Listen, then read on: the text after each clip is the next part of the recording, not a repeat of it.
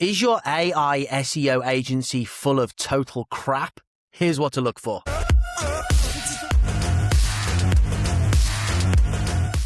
All right. So everyone's talking about, like, is AI SEO, are these agencies just rebranding their SEO? So I wanted to look into what most agencies were offering and tell you kind of what you should be looking for when you're looking for an agency to do this for you. GEO, AI SEO, whatever you want to call it. Okay. So I have to say there are different buckets here. There are legitimate agencies that are like really diving into what moves the needle. And then there's most agencies that have just repositioned their SEO. There may be like some small tweaks. So I asked ChatGPT, and I looked at this in Google, and I checked out quite a few agencies to see. We're diving into what moves the needle, which I think is frequently changing. And so we're always paying attention to what other agencies are doing. And most of them, I just not impressed. So here's the kind of thing I typically see when I'm diving into this. And I think it's really important that when you're putting together your strategy or you're looking for an agency, you have an idea of what you should be doing and what is maybe just filler meant to look good. So there are a lot of things that we've talked about on this channel about AI crawler optimization, markdown files, schema markup, LLMS.txt files, etc. I think, like, whether you think they're good or not, they're easy. They're quite a simple thing. So I think number one is we have a free tool that can do that for you in one click. You just enter your website URL and it does all of that. Which is where I was going with that. So I think, first of all, if an agency pitches this as some like massive project, run, because most of this is quite simple. I'm not saying this is not important. There's a lot of debate whether it is or not, but our kind of stance has been, if it doesn't require a lot of effort and we're not sure, let's go for it. It's certainly not going to hurt anything. Go for it, but don't let someone convince you that this is a massive project. Don't let your agency spend, 1 or 2 months putting this stuff together. Okay. Then what you see is a lot of like just content changes, content optimization. And they'll put stuff like, here's citation engineering. We embed citation triggers throughout your content. The AI prompts, the AI systems to treat your information as authoritative. There can be a little bit of truth to that, but on its own, this is generic. And I'll kind of dive into why this one is actually quite important, but you want to make sure that they are like really getting to the root of what is the AI system, the AI model looking for on that particular piece of content. Knowledge panel management, we've actually talked about this one being quite important.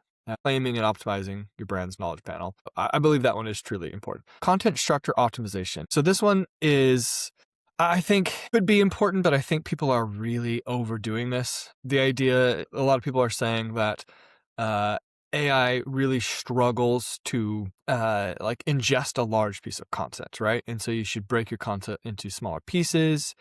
There's been a lot of talk about like maybe reduce the amount of content. So I think this is good overall. But again, this isn't like, let's spend 6 months redoing all of your content, right? Mm-hmm. Maybe if maybe taking your top pages and working on this, I would say this is more like a change in how you want to start creating content, which really is like going back to writing for the reader, right? Mm-hmm. Like, before, this was like, well, everybody else wrote 10,000 words. We'll write 12,000 and we'll have more keywords in, and not, no half decent SEO with keyword stuff, but still it was like, it needs to be written this many times. It needs this, it needs this. And so this is getting back to maybe like having each paragraph make sense on its own. I think things that would just make the page easier for AI and human to read. And then I think some of these packages, you start to just get into like either basic SEO or just sort of nonsense that they've slapped on. Okay, so what I think you want to see if you're talking to an agency and you're telling them these are the services we offer, if they don't dive into those specific prompts, what people are searching for, and show you this is what is important for this, for these services, it's going to be generic. They're going to be taking these concepts like we just talked about and applying it to content. Where you're unlikely to see the results. This is where you need to be diving into the exact services you offer and seeing what the various AI models, who they're recommending and why they're recommending them. So for this, I picked best clinic in Miami for Hydrafacial. I don't know why we keep coming back to Miami. I guess it's probably like a good Or one facials. yeah. Well, Hydrafacial, some of these I think are great to look at because they're popular services. And there's sort of a range of who can offer them. If you looked at if you're looking for the top plastic surgeon, you've only got a handful of options, right? So it's not the same sort of competitive profile. It's very competitive, obviously. But where here you have a large number of clinics that can offer this. And so I think it's very compelling to look at. Okay, so got the answers here. And you can look through the sources here. Actually, something that's super interesting, because I'm searching this from Portugal. I searched from Miami, so it's obviously searching for clinics in Miami. But as it's doing research around what should go into this service, what it should be looking for, it pulled from several Portuguese sites, which I thought was really interesting, and it pulled from a UK site as well. So it is doing this job of collecting the information, what goes into these services, what should I be looking for, and then obviously it narrows it down to start looking at the various clinics in Miami. So if we look on here, we can see Hydrafacial. It pulled from quite a few times. So it actually looked up some information on the procedures, and then it browsed the clinics in here. So this is, doesn't matter how much blog content you create that's structured for AI. If for your services, if ChatGPT or whatever model you're optimizing for is doing the initial search through something like this, you need to be on this. So this is a crucial part of your strategy. And if your strategy is just, if the agency you're using has this generic of this is what we do strategy, and they don't dive into the very specifics, you might miss this, and you're left, to your own to figure this out and to make sure that you're on these places. So one thing that came out of that, Hydrafacial. So what I did next was I asked it, okay, please tell me why you chose each of those. What was the reasoning?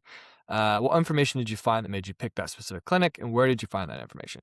Now, this isn't to say it's going to obviously going to reveal every decision-making process, right? It's not going to break down how it actually, retrieved the information, judged it, all that stuff. But it does give you some really good insight into why each one, because let's say when it's doing this search, it determines, there's a host of clinics that could fit the bill. They have a good brand, great reviews, they've been in business for a long time. So it still has to, at the end of the day, pick between a couple different ones that are, on paper, very similar.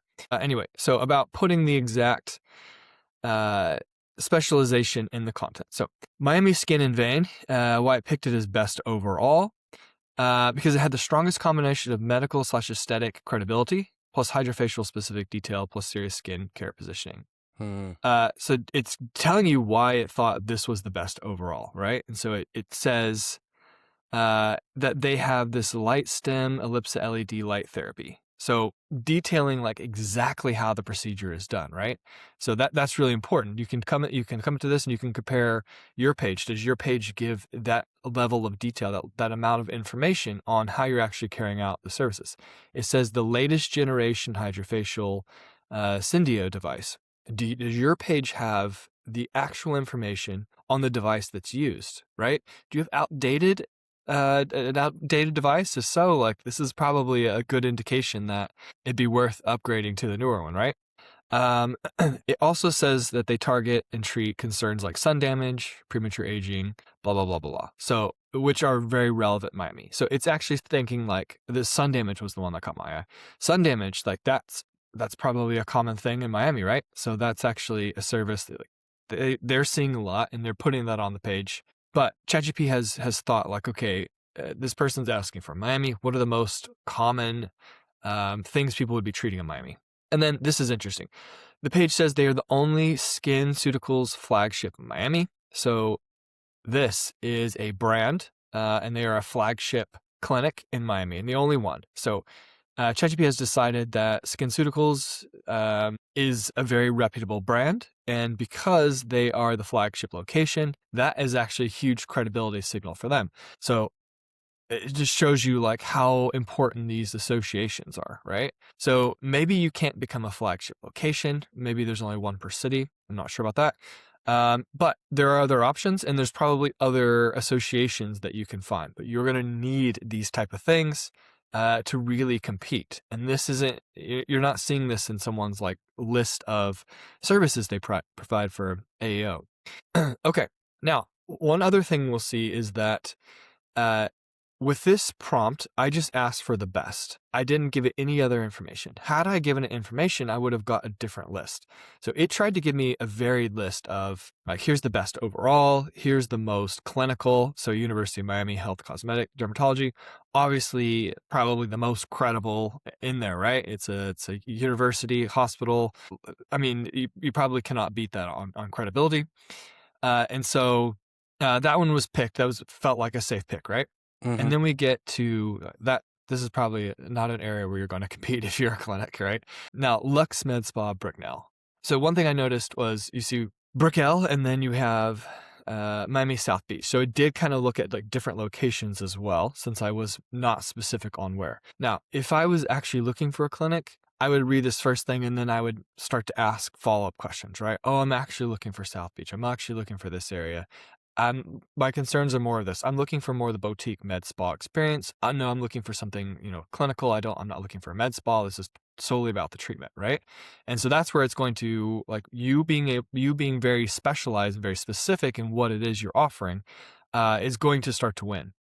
So the Lux Med Spa, this is a convenient Brickell option. So an area where a lot of people are looking for this kind of service, and it decided this was in a great location. And it also labels it as a boutique day spa. So is associated like this area, boutique day spa. This is probably this is a fancy area where the person is likely looking for that sort of setting, a boutique day spa.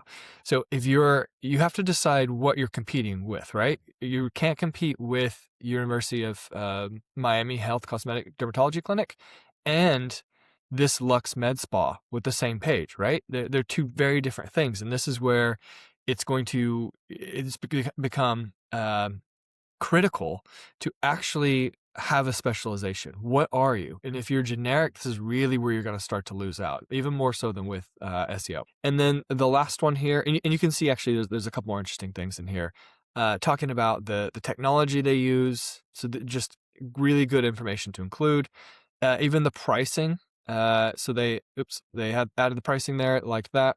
More premium spa experience. So was their suggestion. Now, if we ask for more like this, we said, oh, I'm actually wanting a boutique spa.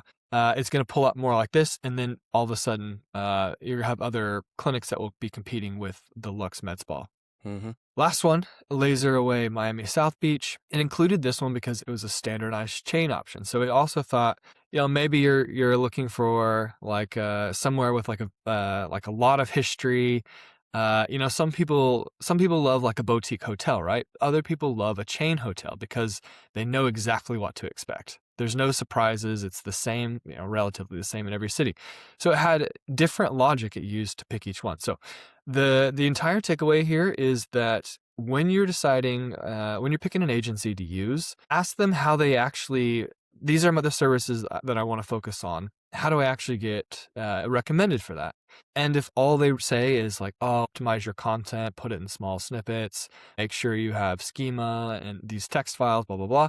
And they don't actually dive into like, these are the things behind these actual recommendations, then I don't think you're going to get what you're looking for, because this is highly personalized and you need to see exactly what is driving the recommendations for your specific services. Yeah. All right, that's it.